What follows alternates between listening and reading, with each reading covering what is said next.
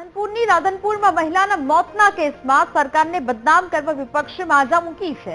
રિક્ષાની ટક્કરે થયેલા મોતને આપ અને કોંગ્રેસની તંત્રની ભૂલમાં ખપાવવાના પ્રયાસ જોવા મળ્યા। ઘટનાના સીસીટીવીએ મહિલાના મોતના રહસ્ય પરથી પડદો ઉંચક્યો છે। નર્મદાબેન પ્રજાપતિના મોત બાદ વિપક્ષે તંત્ર સામે ગંભીર આક્ષેપો કર્યા હતા। 17 સપ્ટેમ્બરે નર્મદાબેન પ્રજાપતિ નામની મહિલાનું મોત થયું હતું। રિક્ષા ચાલકે પરિવાર અને ડોક્ટરને પણ ખોટી માહિતી આપી હતી।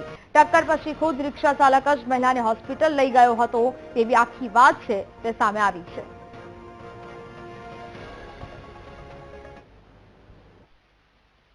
રાધનપુર શહેરના જે આમ આદમી પાર્ટીના ગણપતભાઈ જોશી અને કોંગ્રેસના નેતાએ પણ આ બાબતે ઇલેક્ટ્રોનિક મીડિયામાં એવું નિવેદન આપેલ કે જે મરજાણ બેન છે એમનું R&B વિભાગની જે ગટર લાઈન છે એમાં પડી જવાથી મોત થયેલ છે એવા ખોટા સમાચારો સોશિયલ મીડિયામાં આપી અને સરકારને બદનામ કરવાના પ્રયત્નો કરેલ।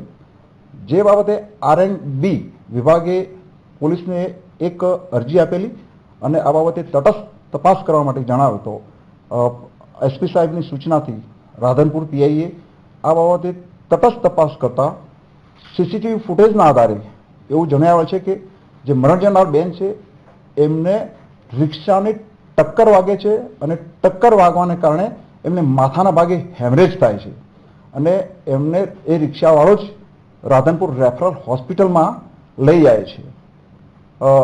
ત્યાંથી એ બેનને વધુ સારવાર માટે ધારપુર હોસ્પિટલમાં મોકલવામાં આવે છે અને એમનું સારવાર દરમિયાન મોત થયેલ છે।